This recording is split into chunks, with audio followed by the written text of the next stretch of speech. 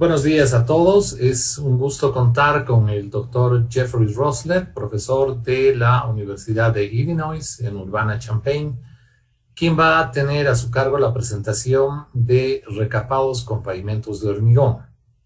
El doctor Roesler ha accedido muy amablemente a realizar esta presentación, de manera que yo voy a apagar mi cámara para que el doctor Roesler pueda realizar su presentación sin mayores problemas. Le voy a dar la bienvenida en inglés para que él pueda dar inicio. Good day, dear Jeff. Thank you for joining us in this presentation.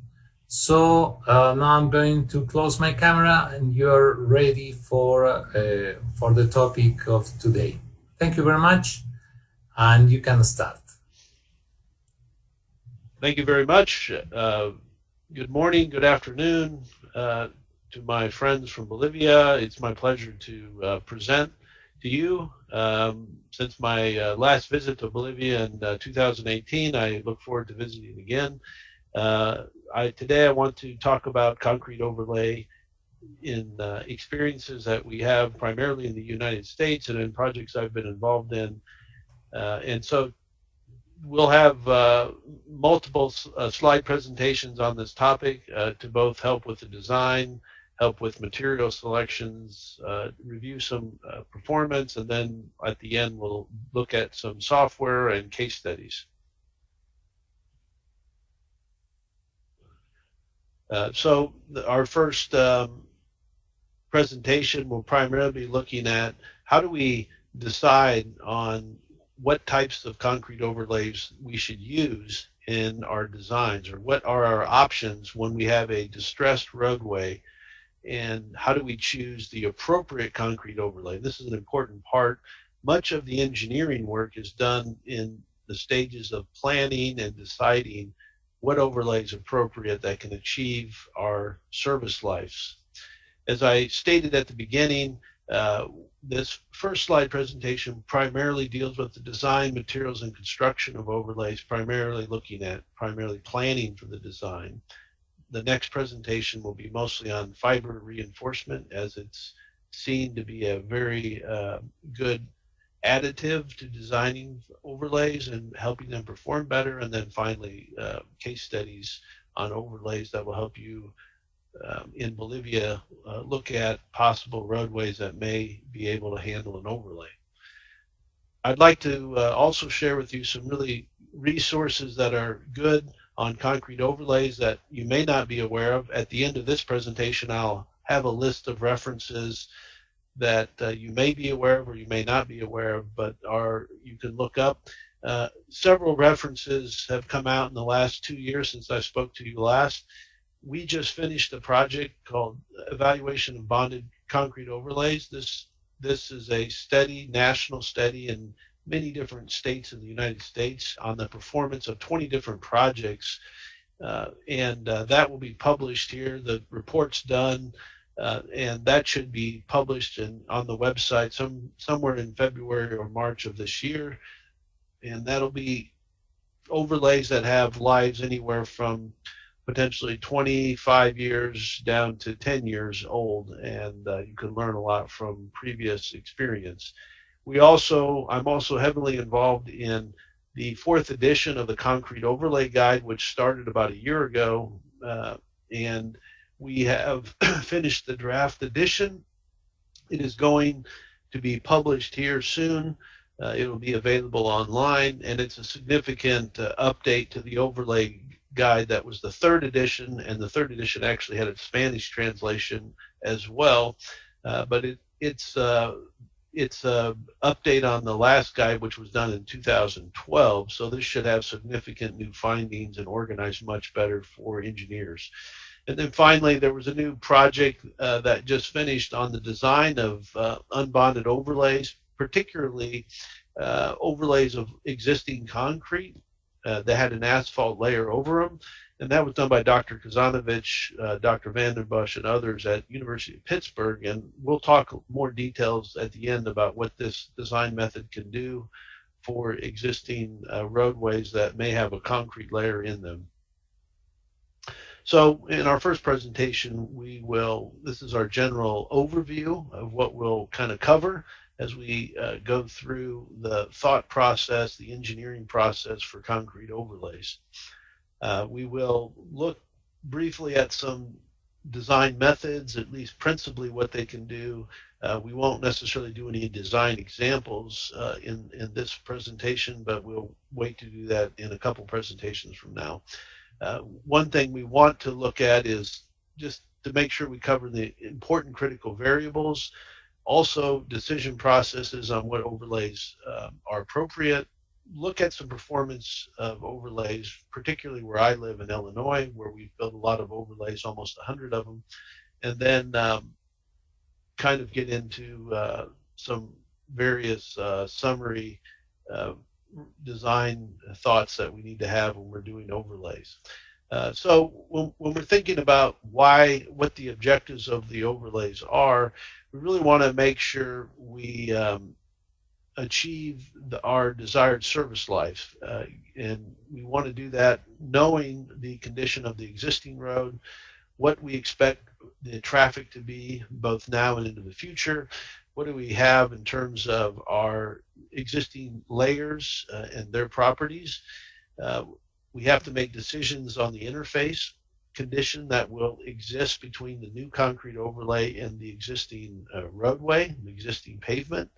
We must choose what type of slab geometry we're going to use, both in terms of the joint spacings as well as how we'll use the shoulder and edge support to support our thickness design. And then we have to be very cognizant, very careful in characterizing the local climate condition. This can be particularly important in Bolivia, where you have extreme climate conditions, you have a lot of curling, you have a lot of temperature extremes, and that can obviously make the design fail if you don't consider curling, for example. So for all overlays, curling is important, especially when you have climates where shrinkage can be large. Just a reminder that experiences with overlays is not a new thing.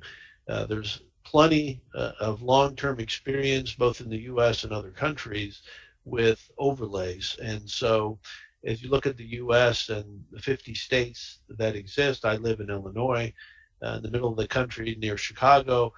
We have a vast experience going back 35, almost 40 years on concrete overlays. So there's still new overlay types that we'll discuss that are emerging, but there's much experience with overlays. So the engineers can be confident that there's a lot of information available on overlays out there that you can read about their performance, but there's still areas where we're doing overlays they're relatively new, and new meaning that we may use different slab geometries, we may have a different structure underneath that hasn't been typically used for an overlay, and so those are the new parts that I'm speaking of, not that we're just using concrete on the surface.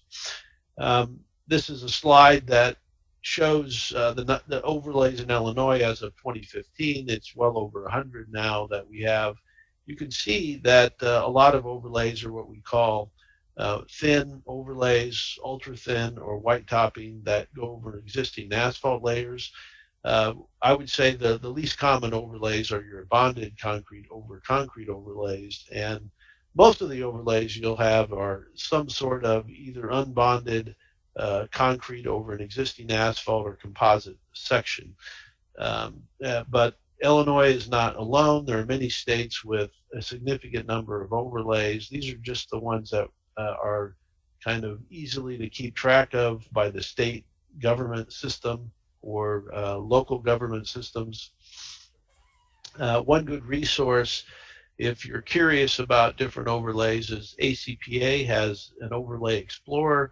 This doesn't list all the overlays that have been built in the U.S., but ones that people have placed on this website, and you can have an idea of what overlays are done, at least what people have reported, throughout different climate zones in the U.S. As you can see, in the western U.S., there's not as many. Some of that's because they haven't built as many, but also just haven't reported as many.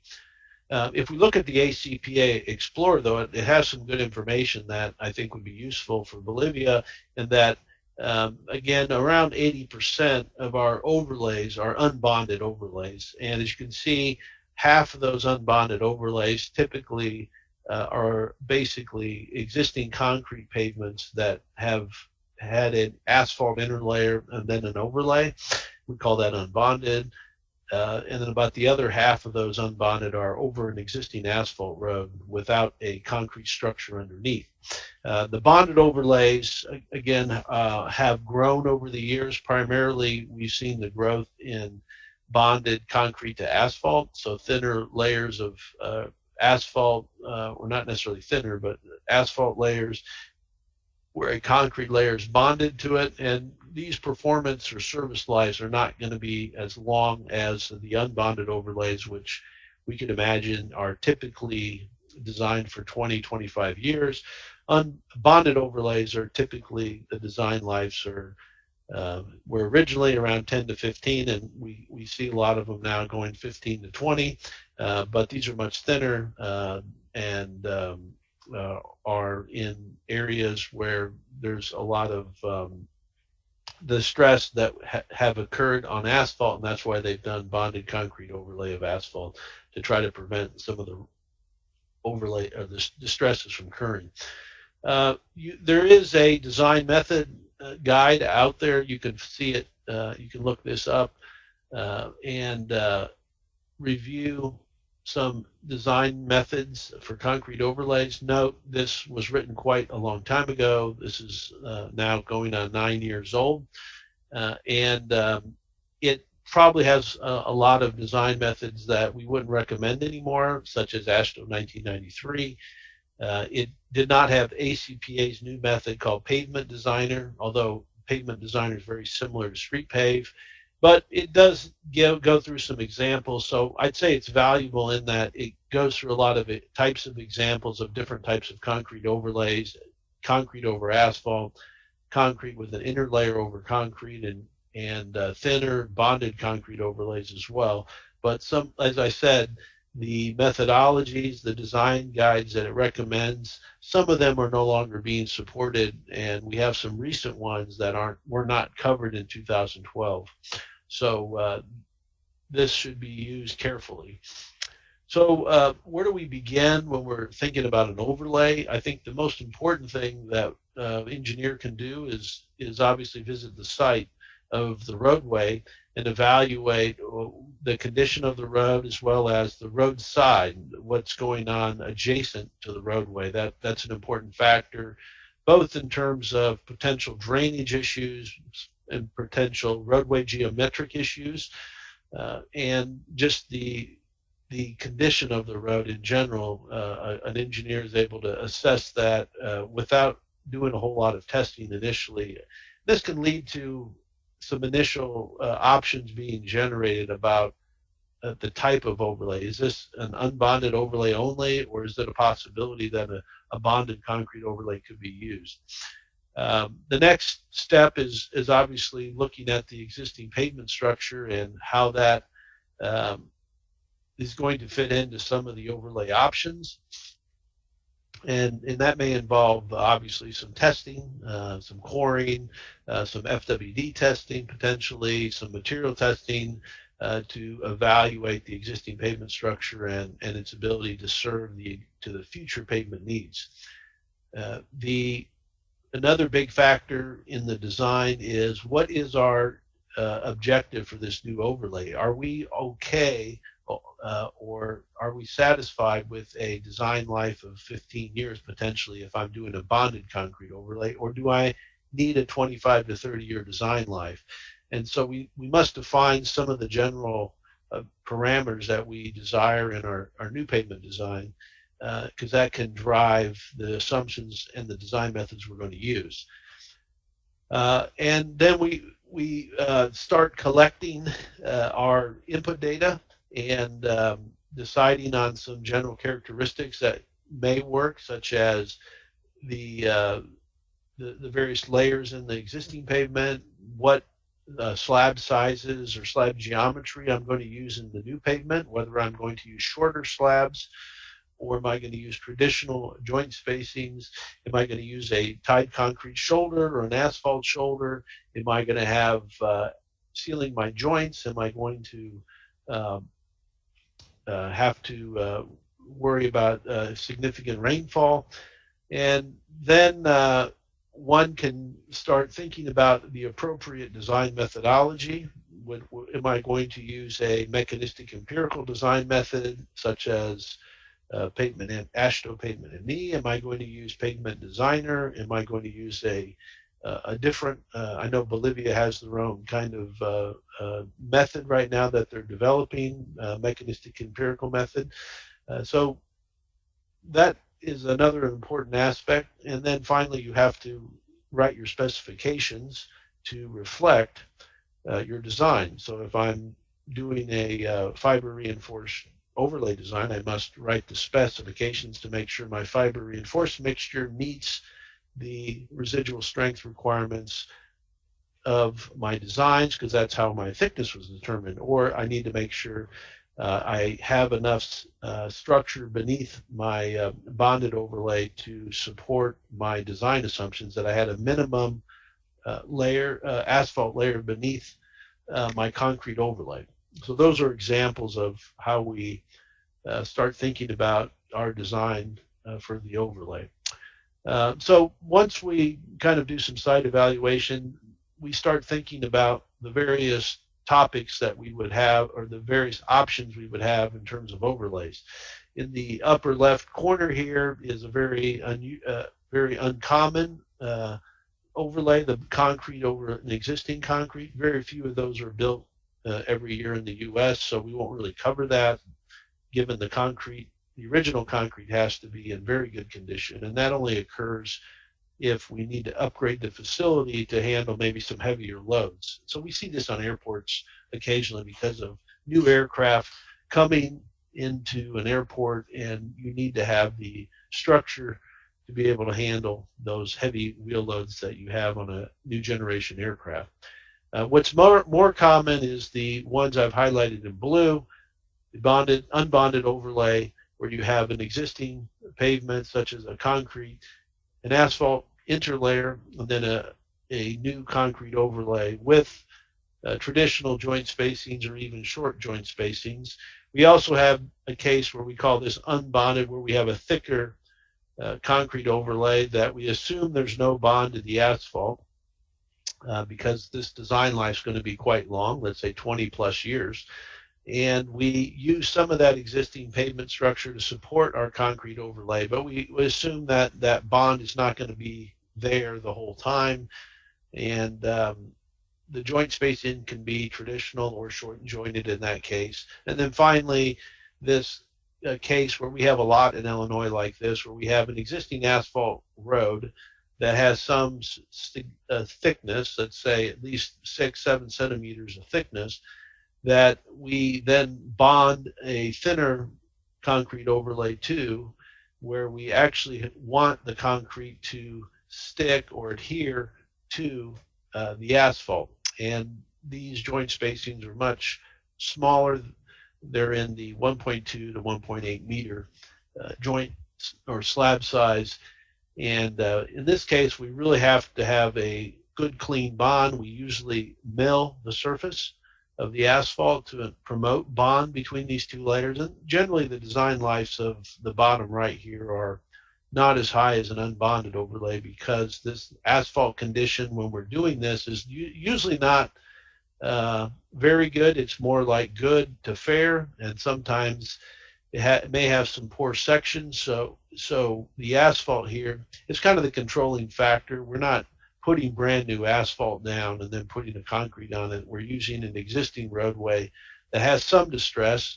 Sometimes it's rutting, sometimes it's some percentage of fatigue cracking, and bonding this concrete layer to it. So we'll talk a little bit more about all these the rest of the day here. This is the third addition to the concrete overlay guide, the one I was talking about. I think I said it was in 2012, but it's 2014. was the 3rd edition. This is being updated. We should have a new version out here in the next couple months. It won't, I don't think they'll have a Spanish one yet, but it has, I think, really good information about all the details that you'll hear me talk about today. Is contained in generally for helping you plan an overlay for a particular roadway. So let's think about our options again in a little different way. Here's various options where we really have to make decisions up front about whether our overlay is going to be a bonded system or an unbonded system. And this has to be done fairly soon in the process because the thicknesses will be quite different between a bonded and unbonded system. And you're also, if you move to the unbonded system on an existing pavement, you're obviously going to have other things you'll have to worry about in the engineering side, how you're going to worry about ramps, crossroads, intersections, bridges, those things, and any elevation restrictions you may have when you do an unbonded system. Now, these can be handled, but it changes a lot of the engineering work. Generally, with the bonded system, we're trying to maintain generally the elevation of the existing roadway by milling out some of the asphalt and putting a concrete in. We may change it a little bit, but not significantly like with the bonded system.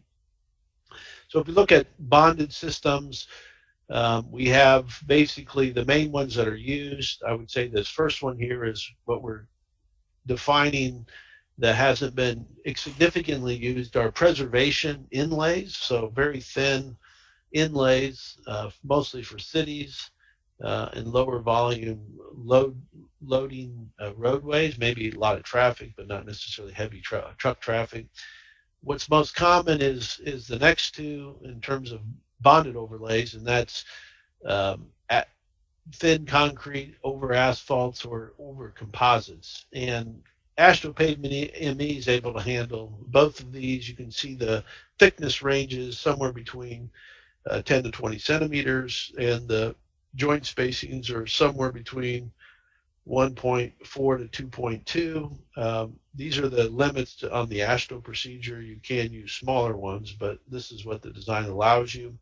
Once we move to the unbonded system, really what you're assuming in the design is that the existing roadway, for example, the asphalt, is not of significant structural capacity to be part of a major load carrying capacity of the roadway, and therefore I can't assume I'm bonded to it. I can't assume I'm going to have a huge amount of resistance to loading from the asphalt or existing concrete, and therefore I'm going to assume this is an unbonded system where there's not as much transfer of stress from or sharing of stress from the surface concrete layer to the underlying layers. So the surface layer has to carry more of the load and distribute it out relative to the bonded systems where the load is shared much more equally between the concrete and the asphalt layers or the concrete layers underneath. So when we move to the unbonded system, we're always going to have thicker pavement sections, and that's fine because generally these will last longer, and we're not relying on the underlying roadway as much as we do in the bonded system. So we still need the underlying system. It does contribute to the thickness design reduction, but it's not as significant as you would in a bonded system. We're going to talk about the various design methods, but AASHTO Pavement ME allows for a traditional unbonded overlay or a white topping somewhere in the 15 to 30 centimeter range. It can go slightly more than 30 centimeters, and the traditional joint spacings, which are 3 to 5 centimeters. If you want to go to short joints, there's basically a couple options. A recently released one by Dr. Kazanovich cut unbonded overlay design. It allows for 1.8 meter slabs or the traditional joints and has a thickness range of 10 to 25 centimeters. in that range. And you may be aware of the Chilean design called TC Pavements, and it has its software called OptiPave, and it allows for both concrete on asphalt as well as concrete on concrete with an asphalt interlayer, and also basically concrete on a granular layer. So the short slabs can be designed with this particular software. So it has some unique features that aren't covered by other softwares currently, such as the AASHTO method. So OptiPave has a place for certain types of designs. And I've kind of made a picture or a table view of some of the things I've been talking about and which methods would apply. If we're doing unbonded overlays, primarily we'll use AASHTO Pavement ME. ACPA has what's called Pavement Designer. That's a free program on the website, a cloud-based program. It can do traditional unbonded. It's somewhat mechanistic. It's based on some very old type of unbonded overlay design. It's better than the AASHTO 93 method, but the best methods that are out there right now are AASHTO Pavement ME, OptiPave 2.0, and this recent released unbonded overlay designer. When we get to bonded overlays, again, we have AASHTO Pavement ME. It can do some unbonded overlay or bonded overlay designs. Pavement Designer doesn't really do short jointed spaces, so I do list it there, but it usually points you to PIT BCOA ME, and even in my state we have our own method that I'll show a little bit later, but it's very similar to BCOA ME and AASHTO Pavement ME. Then finally, these are bonded concrete over concrete, which is rarely used, so I really won't spend too much time with that. But we're seeing most of the states in the U.S. are moving away from AASHTO 93, which is an empirical method that was never intended to do significant amounts of overlays, and that's why AASHTO Pavement ME, one reason why it was developed was to really improve the overlay design methods. So when we think about the main factors for the design of overlays, what the engineer has to make decisions on, and what I'm showing here in this picture is a bonded concrete overlay in a county road, a farm road, which is very common in our state because we had a lot of asphalt roads in the agricultural areas that don't have a huge amount of traffic, but they do have heavy traffic certain times of the year when there's farm products that are being produced. And so what's the factors that we need to deal with are, what are the slab thickness? That'll be the output of most design programs. How do we define the concrete strength? And the strength shouldn't be much different than traditional concrete. How do we define the curling conditions, both in terms of thermal curling and coefficient of thermal expansion, as well as moisture curling? So we must decide where we are and what level of built-in curling we have and what level of climatic, seasonal, and daily variations in curling we have. And then we recommend macro fibers for just about any overlay of under 20 centimeters. And we'll have to talk a little bit later on how we would specify those. We then also have to define the interface and how we're going to clean that interface to make sure if it's bonded that it appropriately is bonded, and if it's not bonded, at least so we have the right elevation, the right smoothness before we place our concrete layer.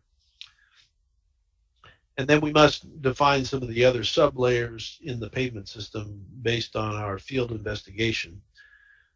The next couple of factors that we have to define is the joint spacing, and in this particular case, the engineers did about 1.2 meter joint spacings, which If you don't have a lot of truck traffic, maybe all right, but we generally would like to avoid that type of spacing, since in many cases one of these joints runs into the wheel path, and that can be problematic for a lot of trucks when our wheel path and joint coincide together, especially if you have a lot of rain. That can cause some erosion. For thinner sections, you may not need load transfer devices like dowel bars. When the wheel loads get heavy, the traffic gets heavy, we'll have to start deciding whether we need to have dowel bars. And we also have to really define what not only our average daily traffic is, but what load levels do we expect of the trucks that are going to be using this facility. And that's an important factor. Do we expect overloads? Do we expect loads that are only small single unit trucks? That has to be done and estimated pretty well, because the loads do drive the failure. And there's other factors engineers need to kind of assess when they're picking an overlay, particularly how much pre-overlay repairs must be done, and if there's a significant amount to choose a bonded overlay, then maybe it won't make economic sense to do that. We also have to assess whether drainage plays a role in the failure of the existing roadway, and whether we have to make some changes. What are our functional and structural goals or objectives for the overlay, and how long do we expect this to last? And then there's various other decisions that have to make about width of the pavement, the support of the pavement, how quickly we have to build this in order to not delay traffic and delay users. These all can change what type of overlay you choose, because it may, it's regular engineering work where there is some critical things about this roadway that can't be changed, such as it carries too much traffic and it can't be closed for too long, etc. So let's think a little bit more about pavement types some more. White topping, or we put concrete over asphalt. That's, as I said, has over 40 years of experience and should have a lot of confidence in doing that. For traditional joint spacings, we even have 20 years of experience with thin overlays bonded to the asphalt. So both of these options you should feel confident in using.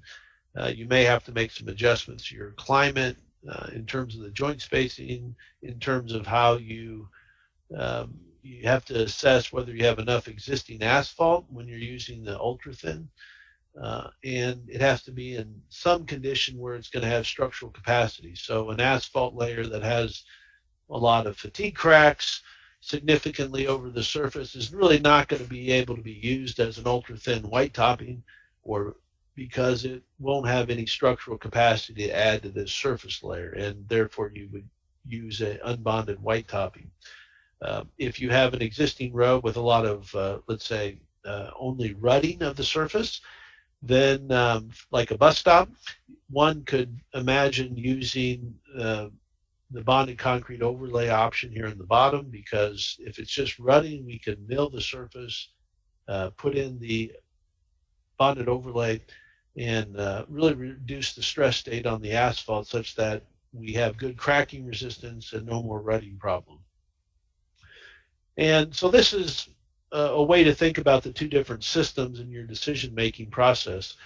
We have essentially, this is your basic mechanics of materials assumptions, that an unbonded system where you have concrete on the surface and asphalt below the concrete, you have compression and tension under the wheel load, and at that interface it's considered that there's no friction between the concrete and the asphalt. This is an assumption we make.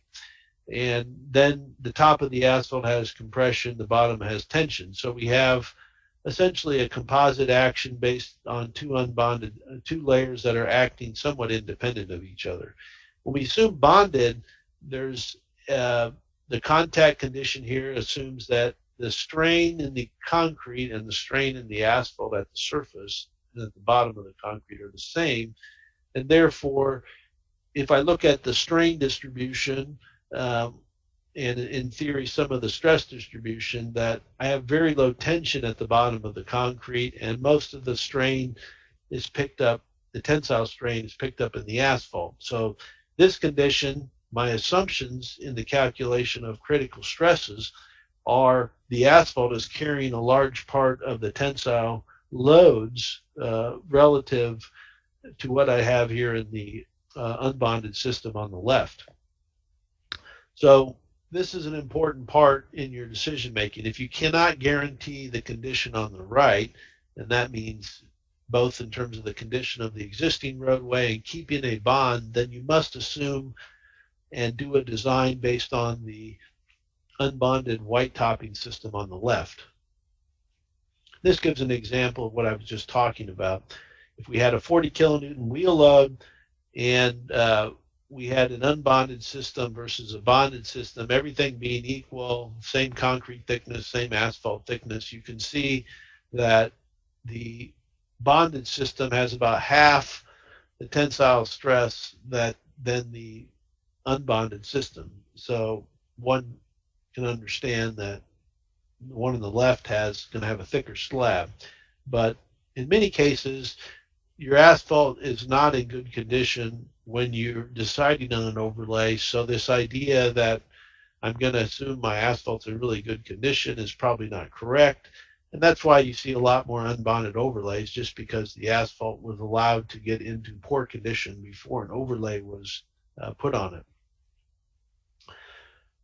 Another way to look at what type of overlay should I choose is really looking at the existing pavement condition. So when I'm in the fair to good condition, and that could mean fair to good in terms of cracking or fair to good in terms of rutting, then I'm in the bonded overlay option. And when I get to a fair to poor condition, I start moving into my unbonded option. If I allow my road to get into too poor of a condition, then I may have to reconstruct the entire roadway, or I may have to reconstruct for other reasons, such as I have elevation restrictions due to too many bridges or too many ramps that exit the roadway, and I can't, an unbonded overlay just won't work for other reasons. This is an example of something you would have to think through. This is just one type of roadway, an existing asphalt. If you saw this roadway, you may come to the conclusion that, well, there's fatigue cracking, there's patching, and in general, if I just looked at this particular small section, I would maybe assume this had to be an unbonded overlay for this roadway. But of course, I don't know the thickness of this asphalt, and this just may be a small section of the roadway that's in poor condition.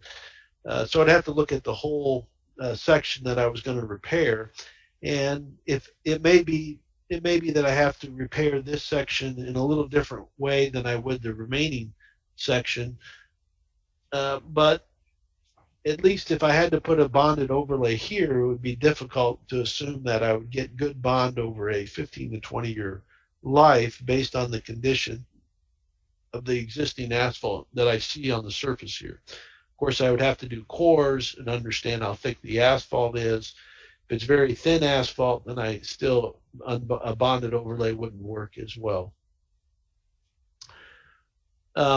We've talked a little bit about short joints or smaller joints. Why do we use them? There's a couple different reasons. One, for bonded overlays, we really want to reduce the stress at the interface between the concrete and the asphalt layer. So we do that by shortening the slab, and that reduces the shear stress at the interface between the concrete and the asphalt, especially at early ages when your concrete contracts due to shrinkage, and you can have some curling, and that may peel or lift off the slab from the asphalt, and then you don't have bond anymore. As we reduce the slab size, we have a little bit better tensile bond capacity with shorter slabs. Second factor is shorter slabs reduce the stresses due to wheel loading as well as curling. So as I move from traditional long slabs, so let's say 4 meters, 4.5 meters, to short slabs that are, let's say, 1.8 meters or 1.2 meters, with all things being equal, stresses go down as the slab size is reduced, and that goes true both for loading and curling due to temperature and curling due to moisture. So we cut the slab shorter to reduce the stress state. Now, having said that, we're obviously increasing the number of joints, and if we want to dowel every joint and put tie bars in every joint, we're increasing our costs because of the extra doweling. So engineers have to make decisions on whether the benefit is there to reduce the slab sizes and do more doweling or do no doweling, and that really depends on the climate, depends on the traffic level, depends on the performance life expected for this roadway. So those decisions are kind of dependent on the particular project. But short slabs clearly reduce the slab thickness requirements for fatigue-only type of analysis. So what about the different design methods in a little bit more detail that are out there for overlays? As I said, there's a new unbonded overlay design, primarily over existing concrete, just released by Dr. Kazanovich. There's a website there that you can look up and do some designs for that. Pavement ME has been out since 2011. It allows you to do unbonded and bonded overlays. ACPA Designer, again, has some unbonded overlay and bonded overlay designs in there. University of Pittsburgh developed a bonded concrete overlay ME guide that's on a website on the cloud. You can do designs on that. It's primarily a partial bond between the concrete and the asphalt, and then you have OptiPave 2.0 out of Chile. And airports allow also for the same. In the far field program with the FAA, you can do bonded or unbonded overlays within the far field program. When we talk about AASHTO Pavement ME, just a reminder that it used to be called Mechanistic Empirical Pavement Design Guide. And so the models in the AASHTO Pavement ME were the ones developed as part of MEPDG.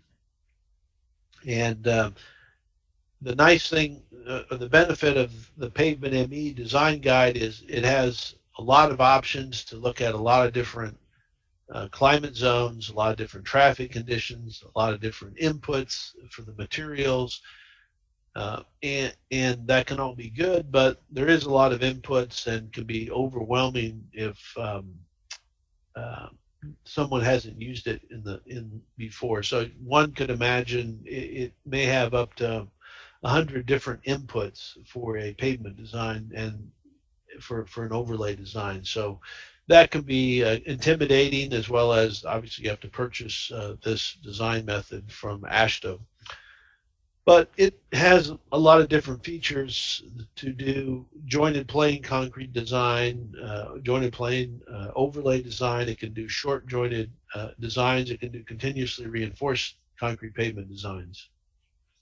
And it can predict the cracking with time, the faulting with time, as well as the IRI with time. So let's go a little bit more detail now into concrete overlay design for bonded systems. And primarily we're talking about bonded concrete to asphalt, where the bond with the asphalt, the bond between the concrete and the asphalt is really critical. And this, again, assumes that your existing asphalt pavement is in fair to good condition. If you're rating your asphalt as in poor condition, you're probably in a condition where you have a lot of fatigue cracking, you may have significant block cracking, you may have a significant raveling of the surface, and at that stage, you don't want to be assuming that that existing pavement is going to be structurally useful over the next 20 years with a concrete layer on the surface, and you would probably start thinking about an unbonded system.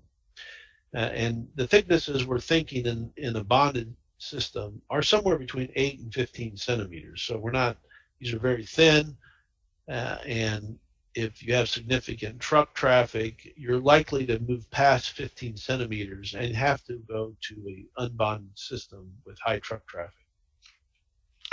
The primary design methods that are used for what's called BCOA, bonded concrete to asphalt, are the AASHTO pavement ME. There's some of the limits on what it can do. Slab thicknesses greater than equal to 10 centimeters. The slab length has to be at least 1.4 meters.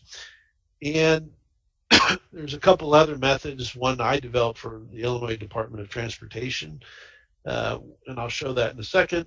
And then there's the BCOA ME, again, has some nice options for different climate zones throughout the U.S. as well as slab sizes. These are the BCOA. From the surface, you can't tell if it's bonded or unbonded, except for the fact that likely if it's a bonded system, it's probably going to be thinner than it was an unbonded system. The asphalt has been, in the existing pavement, was probably milled to profile, as well as to help with elevation and highway geometrics. Note, in many cases, we build these where we have, we do the shoulder also in concrete to offer edge support to the existing roadway.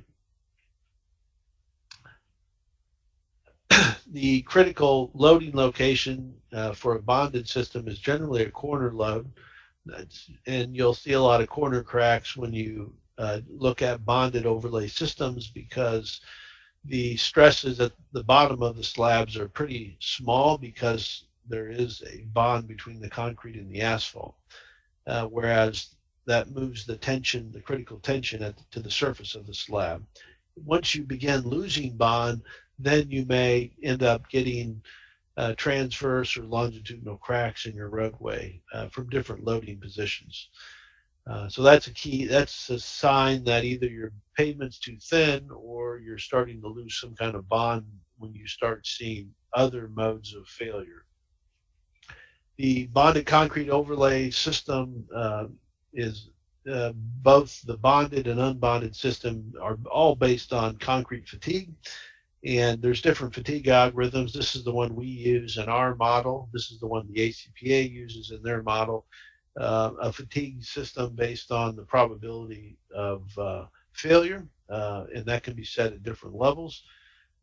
And the main variable within the fatigue analysis, obviously, is the applied stresses, whether it's load plus temperature and moisture curling divided by the flexural strength of the concrete, and that gives you the allowable number of repetitions that this roadway can handle, and you compare that to your traffic expected for that roadway.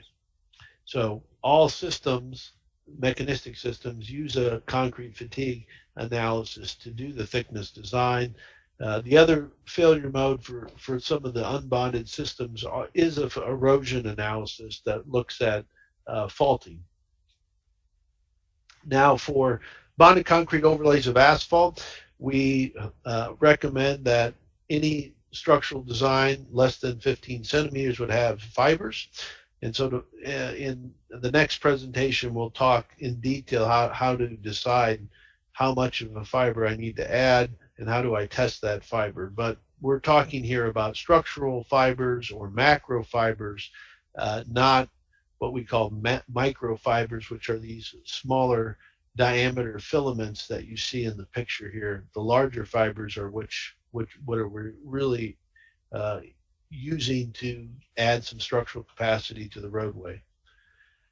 Now, this is a calculator that we developed over 10 years ago for our state government agency. It's very simple. It really looks at the stresses in the overlay slab for bonded overlays, and it allows you to basically consider fibers, the strength of the concrete, the traffic level, the slab size, as well as the thickness of the asphalt and the support condition, and it calculates the required slab thickness to meet your design criteria. And generally, we thought these would last about 15 years, and that's been pretty consistent, that most of our mechanistic designs are reaching their 15-year design life soon, and so we're continuing to build these to have design lives anywhere between 15 and 20 years. And this is a plot of that software. Don't worry so much about the numbers, but that if you look at traffic level here on the x-axis and the thickness, obviously you can understand the thickness goes up with traffic level, and the thickness is reduced as the thickness of the support asphalt increases. So the more thickness of existing asphalt that I have, the thinner the concrete overlay. And we don't build anything less than basically 8 centimeters. So no matter what answer you get for a bonded concrete overlay of asphalt, you always build a minimum thickness of about 8 to 9 centimeters. And typically, it's in the 10 to 15 centimeter range when we do this design. The slab, this design is particularly sensitive to slab size, and so we generally like the 1.8 meter size slab, and we don't recommend using traditional slab lengths for the bonded system because of the effects of curling and potential other failure modes that may result. And likewise, the shorter slab sizes, although they reduce strength and thickness, they also produce joints in the wheel path, and that can be dangerous in terms of pumping and erosion. So we try to avoid 1.2 meter slabs for that reason. Just a quick note on BCOA-ME, which is Professor Vandenbosch's program that does, again, it's an extension of the program I did with adding other failure modes, longitudinal cracks as well as transverse cracks. And basically, this is part of the program that was adopted in the AASHTO Pavement ME recently. So it considers corner breaks, longitudinal cracking, especially for smaller joint spacings. As you get larger joint spacings, it predicts transverse cracks. So these are the main failure modes in BCOA ME, and it's primarily used for when you believe you'll have some partial bonding to the existing asphalt. So how do we, if we decide that BCOAs are a possibility, how would we go about building that? Well, generally, most of the projects would have some sort of milling. This is a milling machine that would cut down the amount of asphalt and reprofile the roadway. This also helps in the bond between the asphalt and the concrete by milling, with cleaning the surface, of course. And we should generally try to keep the minimum asphalt after milling somewhere between 6.5 and 8 centimeters. And that again, once we reach too thin of an asphalt layer, it's not adding much structure to the concrete layer, and therefore we want to start thinking about doing an unbonded design. Now, as one of the other areas that isn't used for roadways, but because many parking lots are made of asphalt, they developed a design method for overlaying asphalt parking lots, which we've used here at the university where I work. And this is an easy way to test out bonded concrete over asphalt, because you can do it in a low volume, low load level type parking lots that allow you to try and experiment with fiber reinforced concrete, short joint spacings, and saw cutting in the low risk situation. So this method, this design guideline will help you if you haven't built too many BCOAs prior to building them on a main roadway. A couple performance reviews just to give you some confidence on how things are going. We wrote a performance review about 6 years ago. The NCHRP study that will be coming out soon will have the review of about 20 different projects in many, I think approximately about 10 different states. And so it'd be more than just Illinois, but I'll share a couple observations we had. We've used most of the bonded concrete overlays on what I call county roads. These are roads that are in the rural, outside urban areas. They can be very thin, as you can see, 11 centimeters of concrete over an existing asphalt road with fibers. So we always use fibers in our bonded overlay designs. The panel sizes are the shorter panel sizes. So we have generally 2 in each of the lanes of the roadway. And in this particular case, this was a road with some trucks per day that varied, but it had you want to do these where you do see some truck traffic and the existing asphalt wasn't working. This one is an overlay in a kind of semi-urban environment where the asphalt again was not doing so well, so the asphalt was overlaid and milled and then overlaid, and then you can see the panel sizes were a little bit smaller, and we were using 1.2 meter a lot more 15 years ago than we are now. We prefer to go to 1.8 meter. And it had a fair amount of traffic and truck traffic, freight traffic from a nearby shipping facility.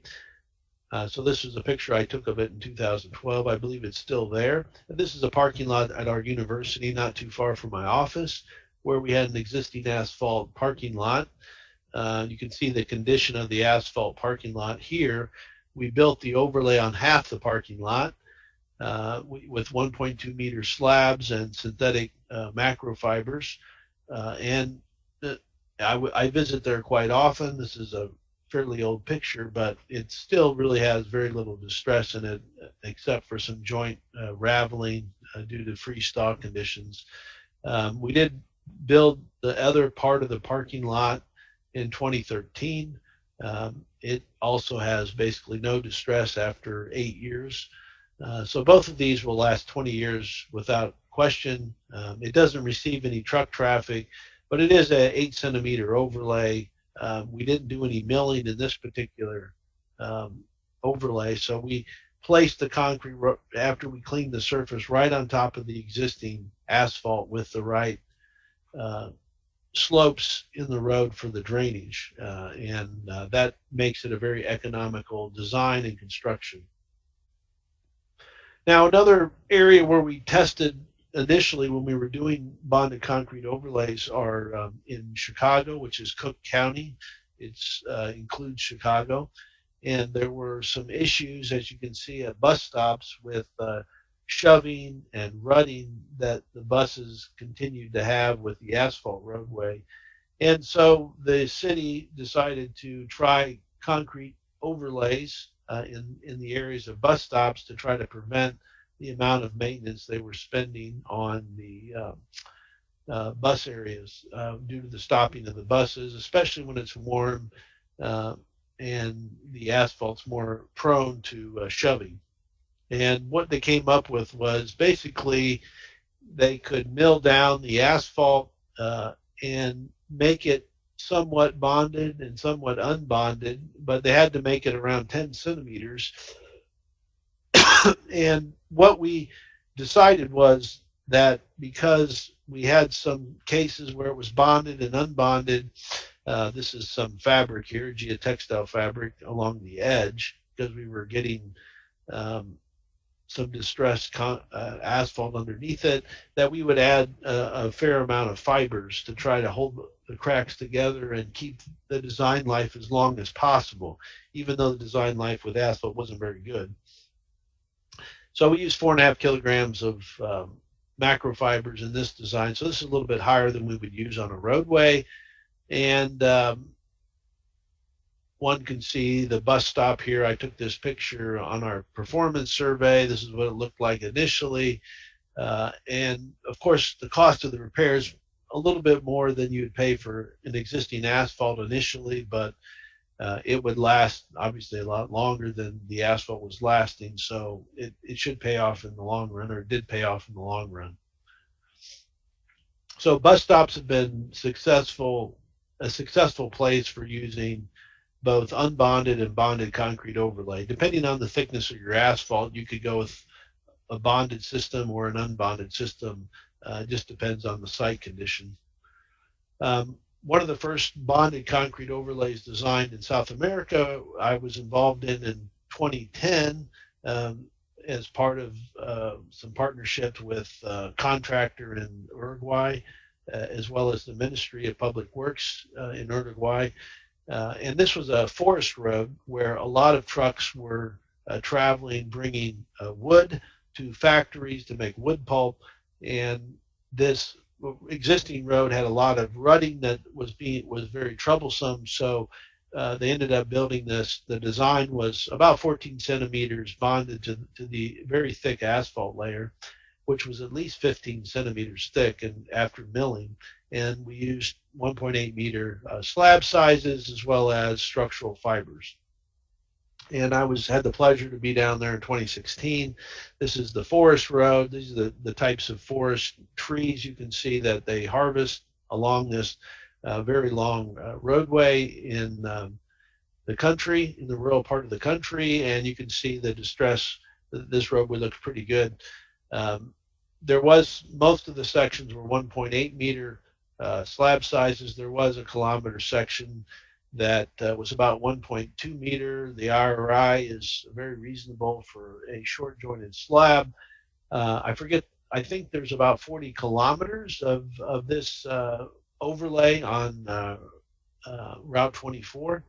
And as far as I know, this particular route is built as a concession this was the contractor, and they have to maintain the overlay part of the road as well as some asphalt parts of the road for a 20-year period.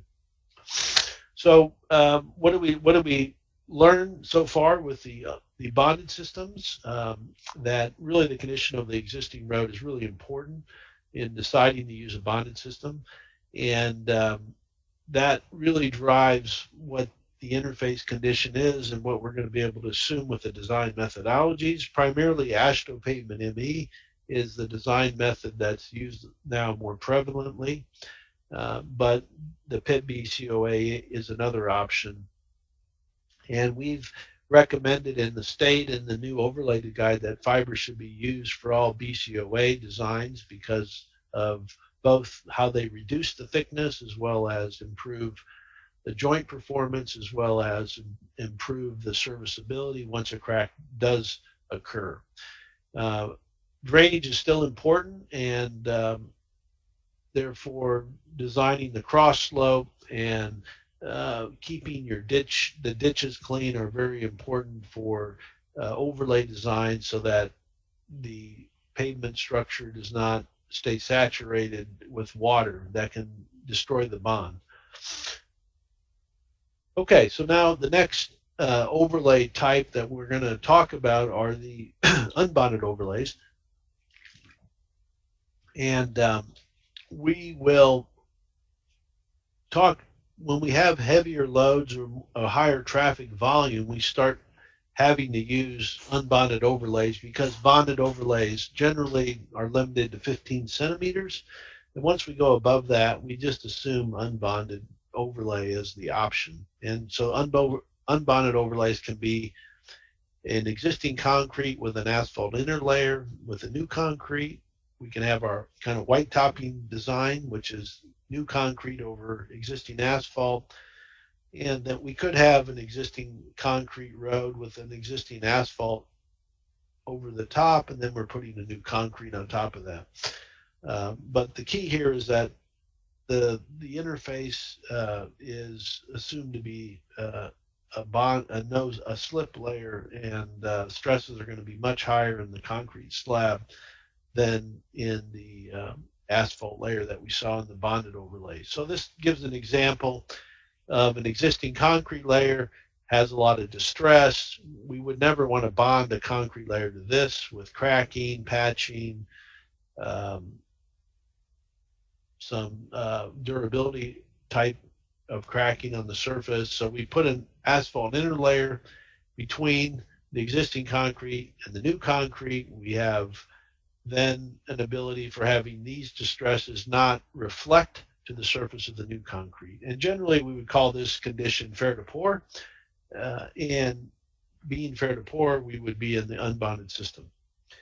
The other unbonded system would be, yes, our existing asphalt's in pretty bad shape. It needs to be repaired.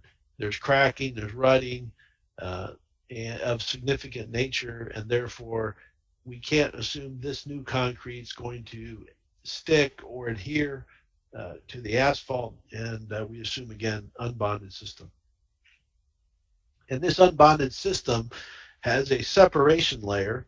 That separation layer is generally asphalt, typically a couple inches of, somewhere between 3 to 5 centimeters of asphalt. It could be more if you're trying to change the profile of the road, but it also could be less if we're using a geotextile. And but the idea of the separation layer is these underlying cracks and the movement of these cracks don't reflect to the surface concrete. So if we have a bonded system, these cracks will propagate to the surface. When we do an unbonded system with a softer inner layer, we don't see those cracks moving to the surface. Now, in terms of methods of the design, AASHTO Pavement ME can do unbonded overlays. This new unbonded overlay design that just was released can do one thing better. It does shorter slabs, and these are, again, primarily for concrete over concrete with an asphalt interlayer.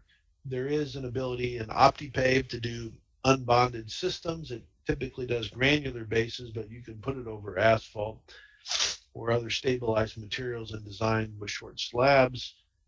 So those are the main three that are used for unbonded overlays. In terms of the AASHTO Pavement ME, we can do jointed plane overlays or CRCP overlays. It handles a spectrum of traffic.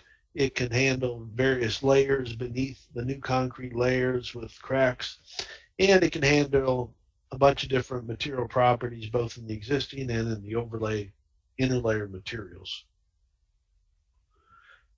The asphalt separation layer, again, is an important part. It must be non-erodible, and any support layer under concrete must be non-erodible, which, if it starts to erode, will create large stresses in the slab. And so we'll talk a little bit about how do we determine if a layer is non-erodible a little bit later in this presentation. And we've seen interlayers that have had problems, typically interlayers such as surface treatments or chip seals or surface slurries. These have all not shown to stand up over time as interlayer materials in general, or plastic sheeting between the two layers, again, hasn't been very effective overall. So typically you'll find people, engineers, using some sort of drainable interlayer or dense graded interlayer material. This gives an example here of an asphalt interlayer material. This looks like a dense graded material that's placed over the existing concrete, and more people are using these geotextile interlayers that can be used for certain conditions where the existing roadway has good load transfer across either the cracks or the joints. And so it has about 10 years worth of experience using geotextiles for unbonded systems. And I'll talk a little bit more about that here now. This was a example in Missouri, and Germany's using a lot of geotextile interlayers. Essentially, you place this geotextile layer that's around, let's say, 5 millimeters thickness. It's non-woven, and it kind of replaces the use of the asphalt interlayer, and you cast the concrete right on top of that. And I'll show some more pictures here in a second with that. Whoops, that was the last one. Okay. This may help. This probably has applications in many designs, but not every design. In this case, there were dowels across the joints, and so it made sense to use an interlayer like this because we weren't worried about reflective cracking from poor load transfer across the joint. So what are some of the issues that you may have with unbonded systems? You have maybe elevation restrictions, especially if you use them in urban environments. Most of the unbonded overlays that I deal with are in the non-urban areas where you don't have as many elevation restrictions and bridges between between sections of the roadway. And obviously an unbonded system doesn't take full advantage of the existing pavement section. Well, it does in terms of cost, but in terms of structural design, the existing pavement system is discounted because of the way the assumptions are made in the structural model. Generally, traditional unbonded overlays use traditional joint spacing, somewhere between 3.5 to 5 meter joint spacings. Now we're seeing more and more short jointed spacings or short slabs with unbonded systems that seem to be working pretty effectively. When you start getting heavy truck traffic, and this would not be in the bonded systems, so generally the bonded systems we talked about at the beginning do not have load transfer devices like dowel bars. When we get to bonded systems with heavy truck traffic, we generally see dowel bars being used in the joints, the transverse joints, and tie bars in the longitudinal joints. But you will see unbonded systems without dowel bars, so there is some limit, traffic limit, where you could be fine with unbonded systems without dowel bars, but you want to predict if you're going to have a faulting problem or not when you're not using dowels. The two main unbonded systems for overlays on asphalt are AASHTO Pavement ME. It only allows for traditional joint spacings, and then OptiPave, you can do short jointed spacings with OptiPave. So here's some examples of some pretty old unbonded systems we've done in Illinois on very low volume farm roads. Gives an example of a section where we looked at a bunch of different slab thicknesses for a fixed slab size. This was a farm road and has very little cracking on it to date. This is another type of unbonded system. You mill the existing asphalt, as you can see, and slip form this unbonded system. Most of the early work, they used traditionally longer joint spacing. 3.5 meter was traditionally the joint spacing they used for these unbonded systems. We've kind of started to change that now. This was a road not too far from the university on a county road as well. This one had approximately 8 centimeters of asphalt after it was milled off. It had some cracking and rutting. You can see the asphalt here that's been milled. About 14 centimeters of concrete was placed, unbonded, no fibers. This was built in 2000, so we weren't really using fibers at that time. And primarily was longer joint spacings. There was a section with shorter joint spacings here at 1.7 meters. And this one's particularly interesting because after about 10 years, we started seeing in the longer joint spacing sections some longitudinal cracks and some corner breaks. And we saw those near the edge of the pavement. We had a granular shoulder, so we didn't have any edge support, and the slab sizes were actually shorter. Most of the time were a lot shorter than we normally use on highways nowadays. And so we saw a lot of distress, like you see here along the shoulder. So you can see the shoulder material is just aggregate, and we see a lot of cracking along that shoulder area, as well as longitudinal cracking here somewhere near the wheel path. These were skewed joints, which I think played a role in this as well. But it didn't. This particular project I'm showing because it didn't perform as well as originally intended. I think one of the reasons was the longer joint spacings. It was relatively thin. We didn't have very good shoulder support, and we had some curling that I think was happening and getting some of this cracking to start occurring near the corner, near the joint. And this section ended up basically being removed because of the large number of cracks after about 16 years of service. And one thing we did note in our initial survey when we started seeing cracking was that the shorter slabs, the ones that were about 1.7 meters a piece, they actually had almost no cracking, very low level of cracking. The longer slabs had most of the high cracking levels and high severity cracking. So this is why, again, for the unbonded systems, for the thinner slabs, we want to really go to the shorter joint spacings if possible than the longer joint spacings. And that kind of brings us to a system that I know some of your engineers are familiar with from Chile, with OptiPave, which designed short jointed unbonded systems through the TC pavement idea.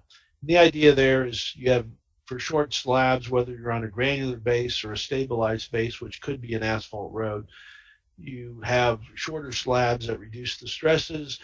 Your thicknesses of the slabs can be reduced down to as low as 8 centimeters or as high as 25 centimeters. And for most of the cases, they're not using, because you're limiting the joint movements, you can potentially not use load transfer devices at the transverse joints. The idea, again, of OptiPave is, like any unbonded short slab, is to reduce the stresses in the slab due to curling and loading. And with these shorter slabs, we're really cutting down the top bending stress that you would have due to a truck load as well as curling. And that allows us, when we cut the slab, we're able to reduce the total stress in each panel to very small amounts and thus cut the slab thickness down pretty significantly. And this has been used a lot in Latin America, primarily in Chile, Peru, some in Guatemala. And I know there's been some short slab designs that have been tried or tried significantly in Bolivia that have worked successfully. And so this concept, which we're seeing in the U.S., Latin America, seems to be doing well. And the main thing is to keep in mind that when you do short slabs, you have different failure modes that may happen.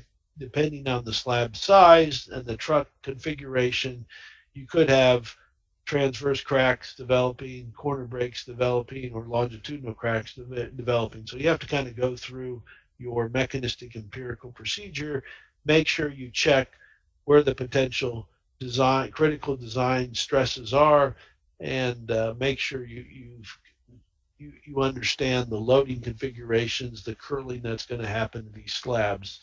And this is essentially what OptiPave does for you, but one can use their own design software to come up with those answers as well.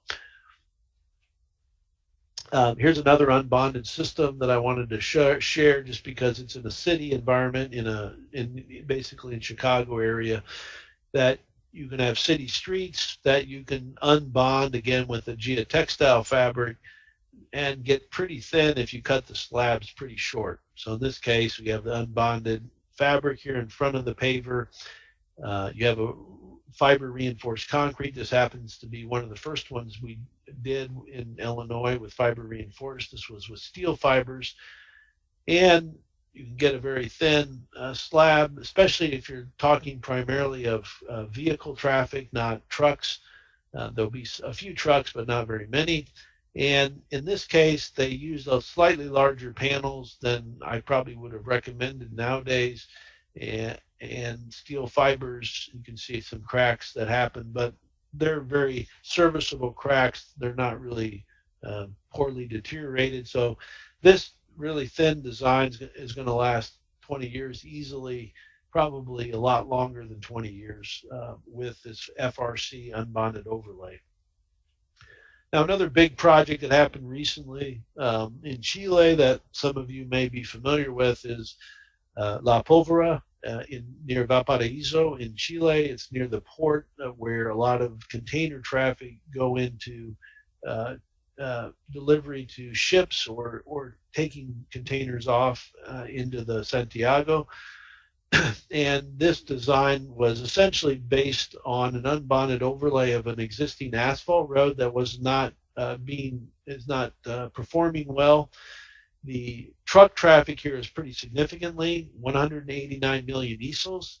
This was designed in 2016 with short slabs with fibers, macro fibers that had a residual of 1 megapascal and at 23 centimeters. This does not have any load transfer devices, and this gives an idea of the truck traffic that you see going into Valparaíso. That's pretty significant and gets you to the level of traffic that would have 189 million easels. This asphalt road was pretty thick, but had a lot of distress. If you have a lot of fatigue crack like this, you're not going to be able to use a bonded system. Fatigue cracks mean that you're going to have cracks that don't allow you to have the asphalt take tensile strains. And so an unbonded system had to be used with this, and you can see all the fatigue cracking in the wheel path here on the right figure. So this was mechanistically, empirically designed by OptiPave, and it had slab joint spacings of about 1.75 meters, and it was designed for a 20-year life, and this was all paved conventionally with a slip-form paver. And this gives an idea that the existing asphalt was milled down to at least give a minimum thickness of about 15 centimeters before placing the 23 centimeter fiber reinforced concrete. I was in Chile last year, but was not able to get to this site because of some of the problems they were having late last year, and so I wasn't able to see this project in person. But as far as I can tell from the data they've collected, they have very good ride quality still after 4 years. Very good faulting in terms of they don't really have much faulting at all. And as far as I know, the distress levels are less than 1% there on that pretty heavily traveled roadway. And so I would say in terms of unbonded overlay designs with short slabs, this is probably the most aggressive traffic situation I've seen in terms of a design with short slabs relatively thin. Another project that I wanted to share was one we had done 5 years ago. It's about 1 hour from where I live on a principal arterial, an interstate. And this was an existing roadway that was originally a reinforced roadway with an asphalt overlay. Was built about 45 years ago and had asphalt over it for a while. And the idea was to build unbonded short slabs, 1.8 meter size slabs by 15 centimeters thick. And one direction of the roadway, which had 2 lanes in both directions, would be an asphalt interlayer. The other direction would have a geotextile interlayer, and this would all be fiber reinforced. There would be no dowels. At the time, we didn't have a design method for this, so we thought with a traffic level around 20 million ESOLs that we would design it with about 15 centimeters of concrete over this fairly thick existing reinforced concrete slab. It seemed reasonable. And so this was one of the biggest projects on the interstate. We had used fiber reinforced materials for such a large project, and you can see the fiber bags, macrofibers being introduced into the drum plant that was built by the contractor. And you can see the eastbound direction had about 35 millimeters of asphalt on top of the existing concrete that was there. The old asphalt was removed and they put the new asphalt down to primarily deal with the bridges and the ramps that existed along this project. And this was paved fairly wide, as you can see. So this was paved basically 1.5 lanes wide. So you could do the shoulder, one travel lane, and then the next paving movement would be put the traffic on the paved side and then pave the remaining 1.5 lanes of the inside shoulder and the passing lane. And so this had, as I said, fibers and curing compound. You can see the fibers here, which not a big deal with the surface, given they offer some texture and they'll disappear with weathering and traffic. This is the finishing and tining with the curing compound that you see here.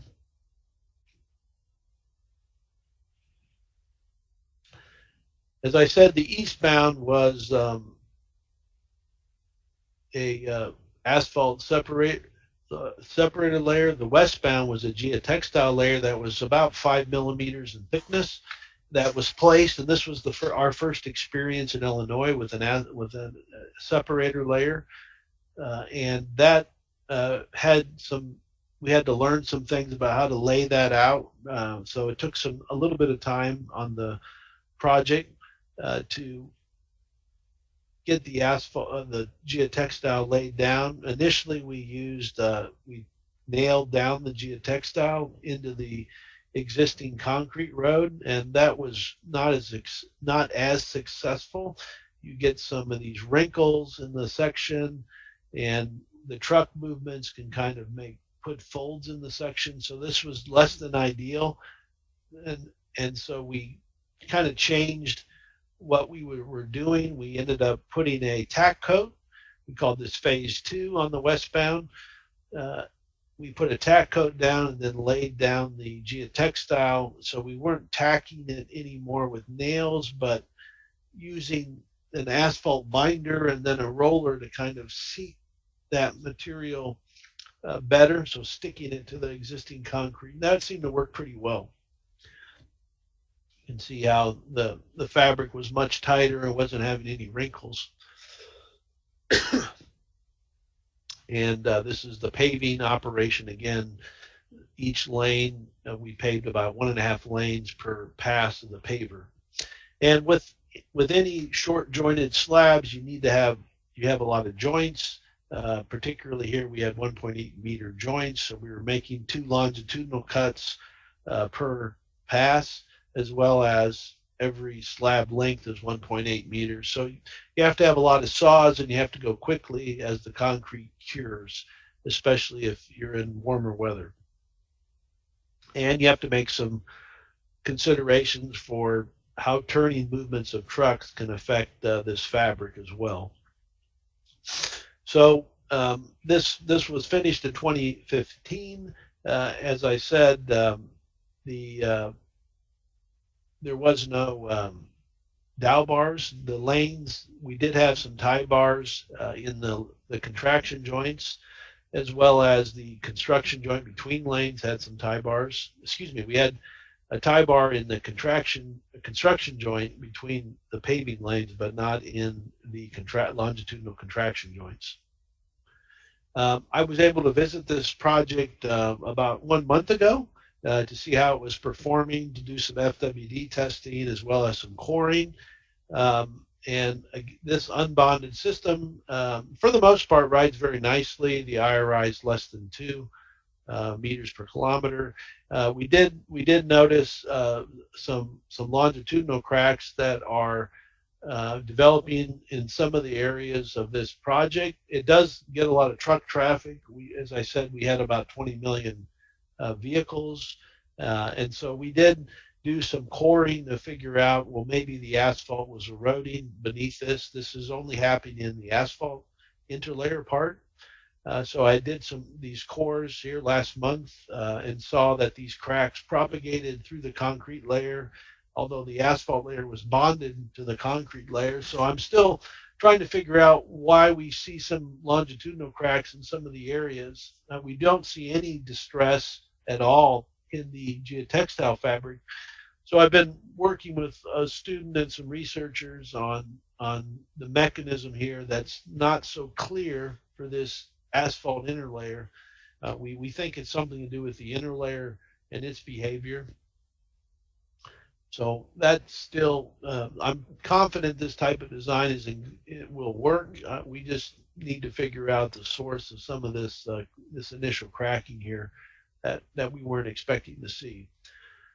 And so to kind of summarize how we would design something like what I was speaking of, we have existing concrete, an asphalt interlayer, and a new concrete layer with short slabs.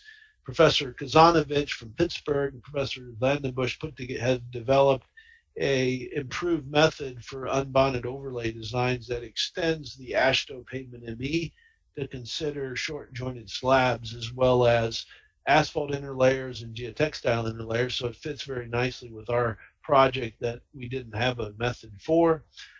And instead of using the methodology that was in AASHTO pavement ME or some of the old method in AASHTO 93, they developed a new methodology, which I'll explain in a second. But even in the AASHTO method, the structural model assumes all the surface layer and the inner layer all are equal to an equivalent layer, and everything below the inner layer or the concrete layer, the existing concrete layer, becomes kind of a spring.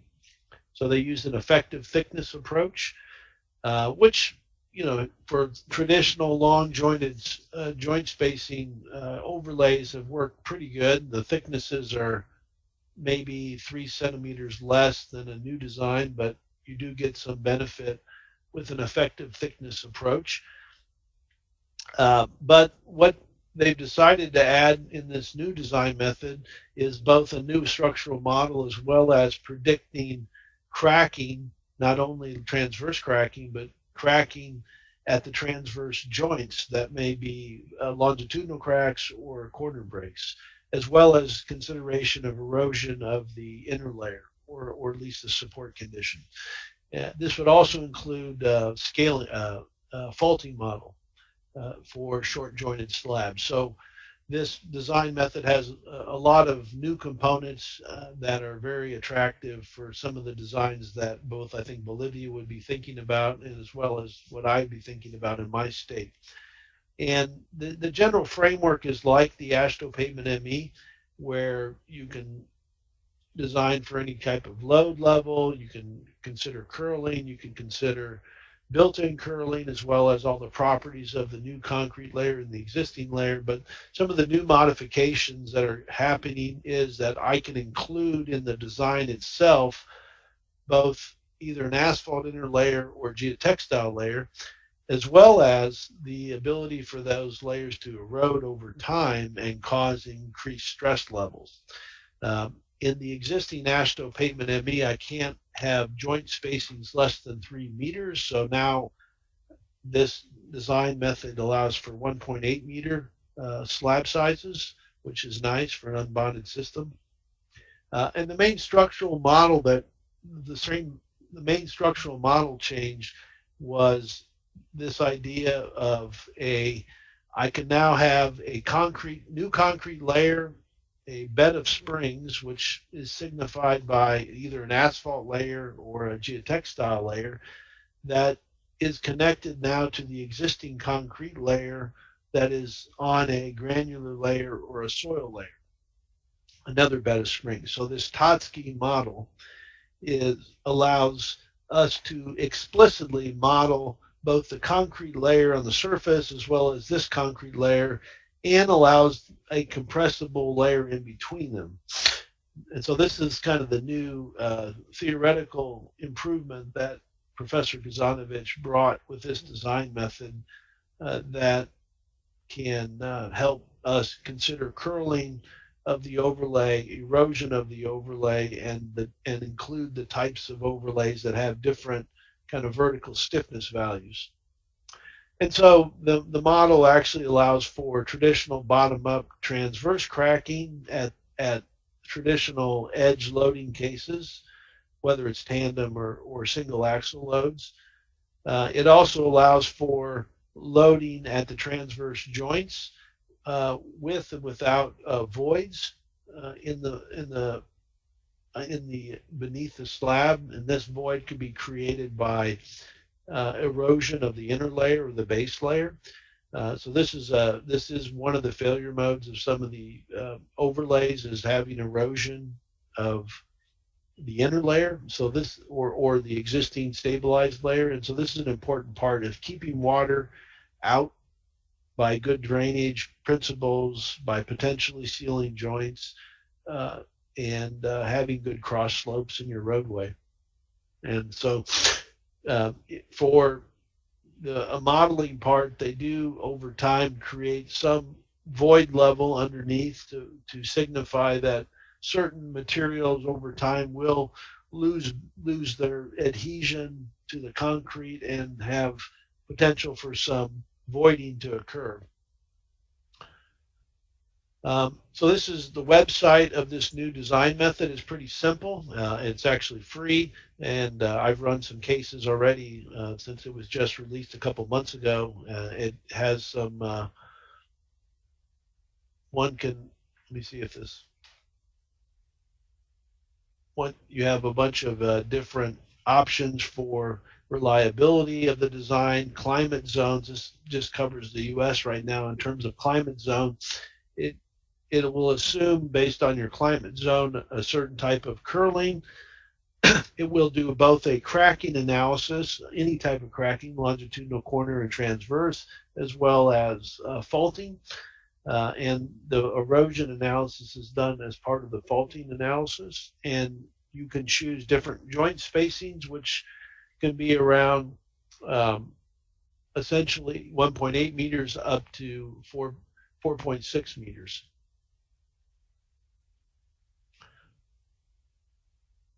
And this would give an example of some of the output for the effect of overlay thickness on different types of joint spacings. These are about 3.6 meters versus 4.5 meters.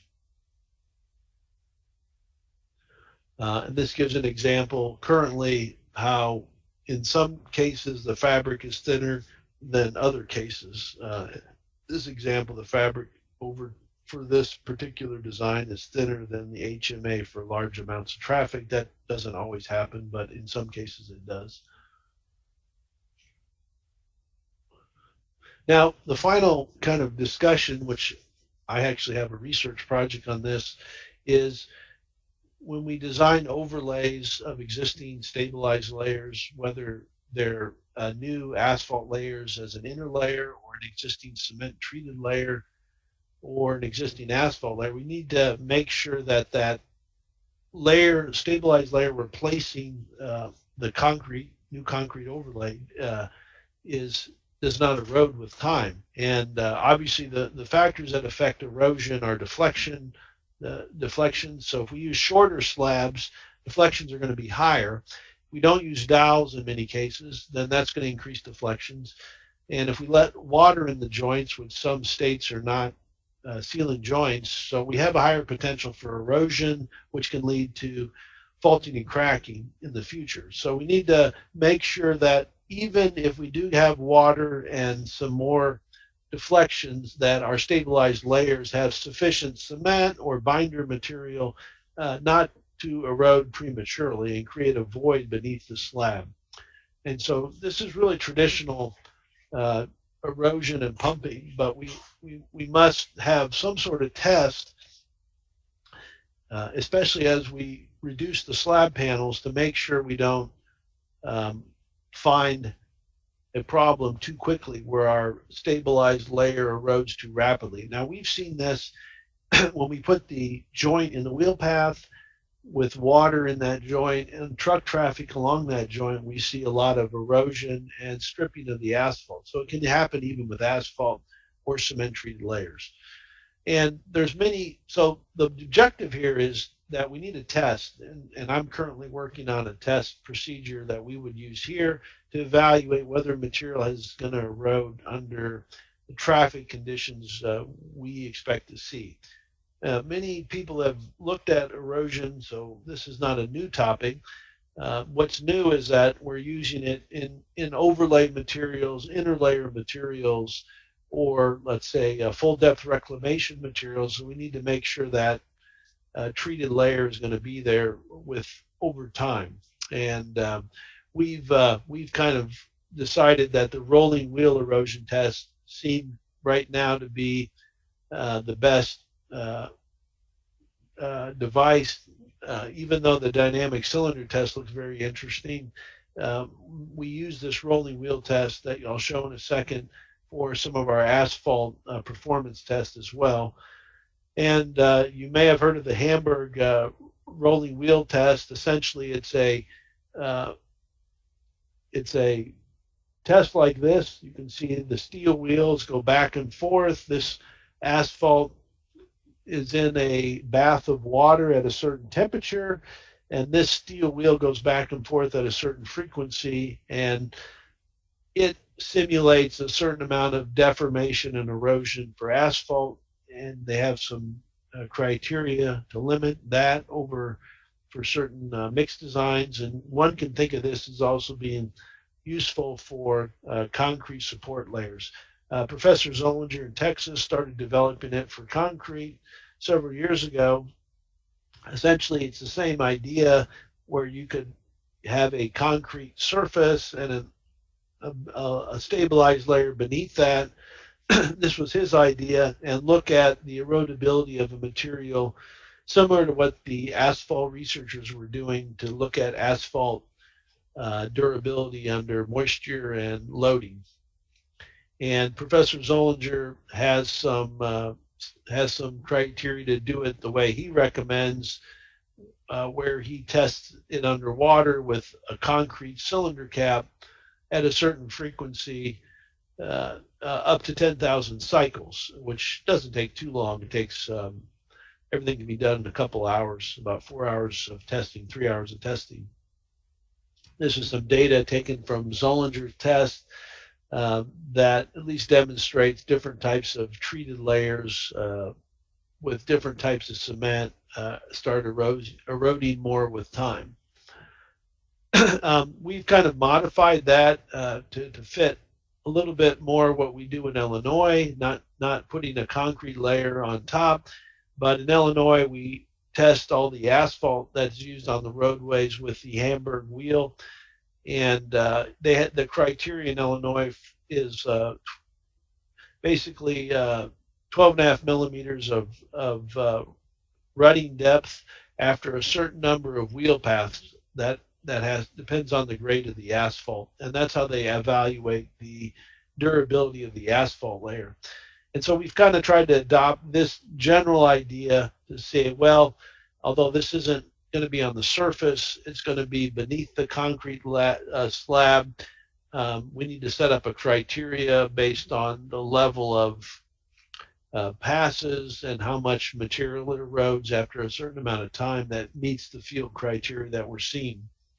Currently, we're testing cement-treated layers, cement-treated bases, as well as cold-in-place recycling layers. This is an example that we tested a couple months ago from a cold-in-place recycling, where a little bit of you have a milling procedure, new asphalt emulsion, and it's recompacted into the existing layer. and then a concrete layer may be placed on top of that. So this is the wheel test we did, where after about 6,000 passes, we had significant rutting of that material. For a low volume road, that may be fine. If you put a concrete on top of that and get some water in there, it may start eroding. Right now we're trying to figure out if this is acceptable for concrete, because the stresses on that asphalt layer is going to be a lot less than a steel wheel. So this is a still work in progress, but I think an acceptable test that can be calibrated to the conditions. We're currently creating cement treated layers, which is called CAM, cement aggregate mixture.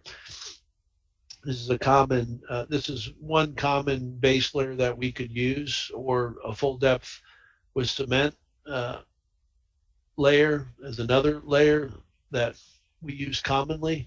And so we're using this erosion test that I've showed here for both cement, asphalt stabilized, and full depth reclaimed materials. So this may be an option for some cement treated layers in Bolivia as they look at putting short jointed slabs and making sure you have sufficient cement to bind the particles from the soil or the base layer together over time with moisture. As I said at the beginning of of this part of the presentation, I've listed some resources that you can look up later, some reports, some guidance documents, some design software, and on these various websites. And at the end of this presentation as well, we have some reference material, that a little bit older reference material that may be of use to you. Our next presentation, stage of this presentation is going to be on use of fibers and the design of overlays, even regular pavements as well. So that'll be what we'll cover next.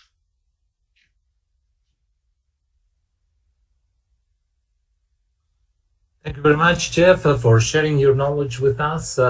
Has been a quite interesting presentation, I think, with a lot of information that our participants will really appreciate from you.